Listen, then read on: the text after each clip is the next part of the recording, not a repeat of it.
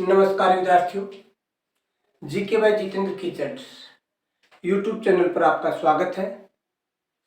आज हम शुरू करने जा रहे हैं माध्यमिक शिक्षा बोर्ड कक्षा 12 के राजनीतिक विषय का जो पार्ट फर्स्ट है, जो पुस्तक फर्स्ट है, उस पुस्तक यानी समकालीन विश्व राजनीति। इस पुस्तक का नाम क्या है? समकालीन विश्व राजनीति।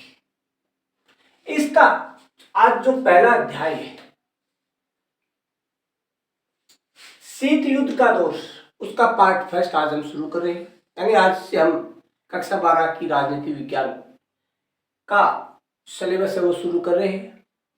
तो सभी विद्यार्थी वीडियो को अंत तक देखें, चैनल को लाइक शेयर और सब्सक्राइब करें तथा अपने अन्य साथियों को भी इसके बारे में बताएं। तो आज हम पढ़ेंगे सबसे पहले शीत युद्ध। शीत युद्ध क्या है? शीत युद्ध दो गुट थे। एक तो अमेरिका गुट था जो पूंजीवादी गुट था, दूसरा था सोवियत संघ जो साम्यवादी गुट था।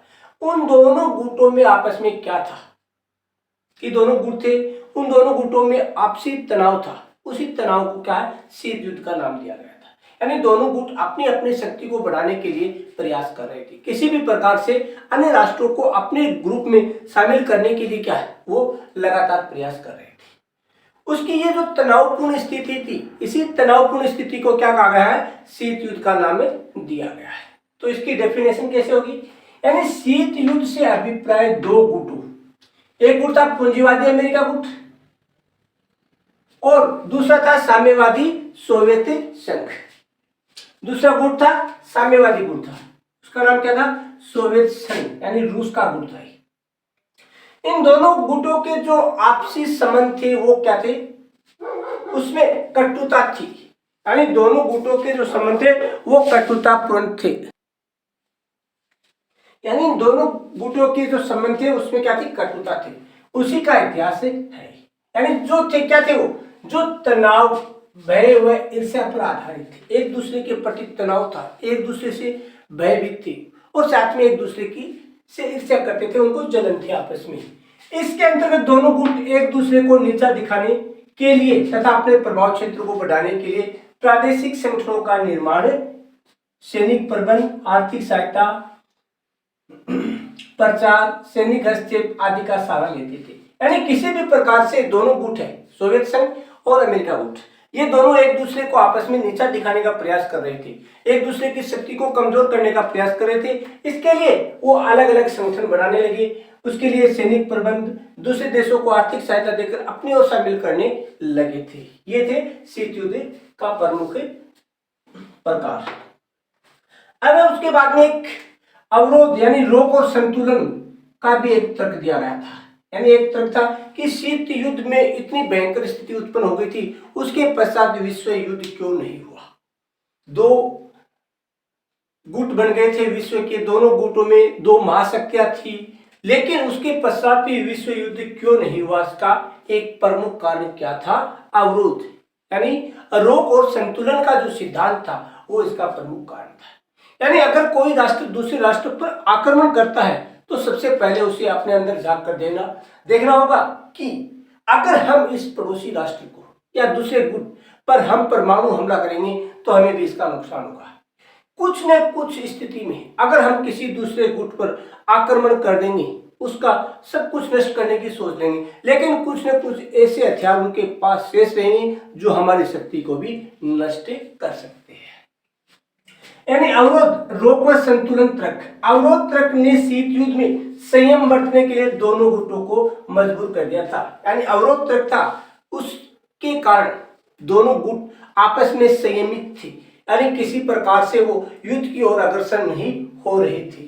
क्या कारण था? ये तर्क है कि परमाणु युद्ध की सूरत में अगर परमाणु युद्ध हो गया तो उस सूरत में दोनों पक्षों को इतना नुकसान उठाना पड़ेगा कि आगे चलकर कोई भी संगठन या गुट ये नहीं कह सकता कि जीत किसकी हुई है। यानी दोनों को इतना नुकसान उठाना पड़ेगा कि उसमें से विजेता कौन है ये तय कर पाना भी असंभव होगा। अगर परमाणु युद्ध हो गया तो ये संभव नहीं हो सकता कि कौन जीता। अगर कोई अपने शत्रु पर आक्रमण करके उसके परमाणु हथियारों को नाकाम करने की कोशिश करता, मान लीजिए किसी एक गुट ने दूसरे गुट पर आक्रमण कर दिया, उसके परमाणु हथियारों को नाकाम करने की कोशिश करता है, तब भी दूसरे पक्ष के पास उसे बर्बाद करने लायक हथियार बच जाएंगे। यानी कितना भी प्रयास कर लो, लेकिन उसके पश्चात भी दूसरा जो गुट है उसके पास भी क्या है, पहले गुट को जो आक्रमण करता है उसको बर्बाद करने जितने हथियार बच जाएंगे। उसके बाद में हम पढ़ेंगे शीत युद्ध के कारण क्या थे।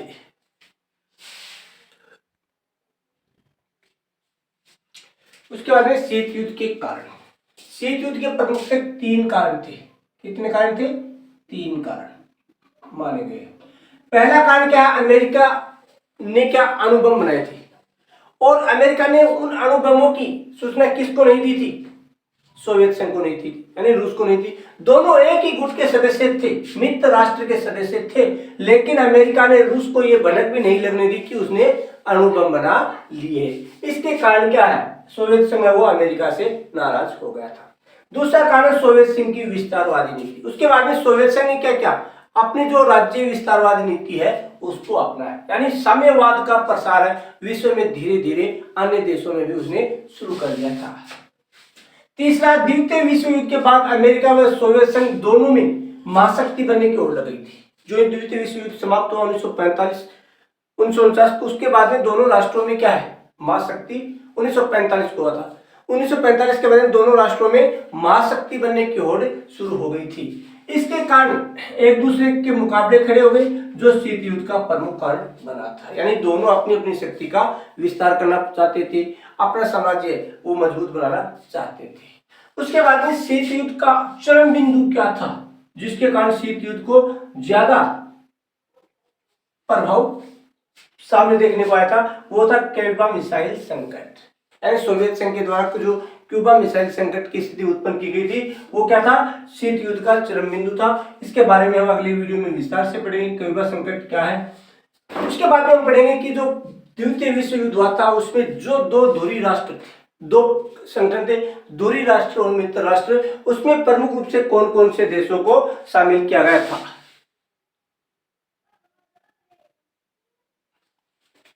उसके बाद में द्वितीय विश्व युद्ध के दौरान मित्र राष्ट्र और जो ध्रुवी राष्ट्र थे उसमें कौन कौन थे। मित्र राष्ट्रों में कौन कौन थे, अमेरिका,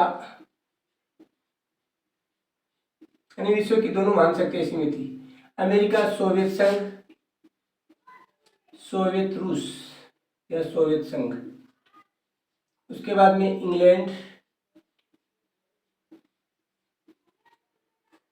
उसके बाद में फ्रांस।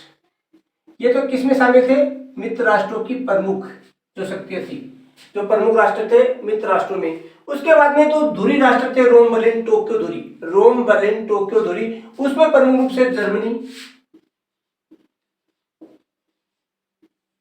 इटली, जापान, इन तीनों देशों की जो राजधानियां थी उन्हीं के नाम पर क्या रखा गया था, रोम, बर्लिन, टोक्यो, धुरी। ये थे ध्रुवी राष्ट्र। मित्र राष्ट्र अमेरिका, सोवियत संघ, इंग्लैंड, फ्रांस। ध्रुवी राष्ट्र जर्मनी, इटली, जापान।